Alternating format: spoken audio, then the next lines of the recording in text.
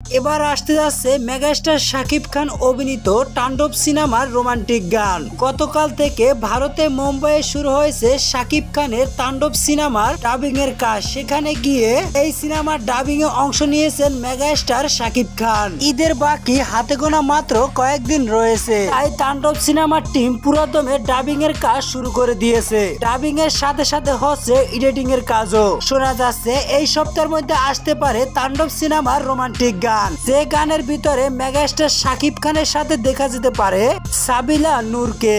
এই গানটির শুটিং ইতিমধ্যে কমপ্লিট হয়ে গেছে, তাই বরবাদ টিম চাচ্ছেন এই গানটি দ্রুত বেগে পাবলিশ করতে। এমনই গুঞ্জন শোনা যাচ্ছে সামাজিক যোগাযোগ মাধ্যমগুলোতে।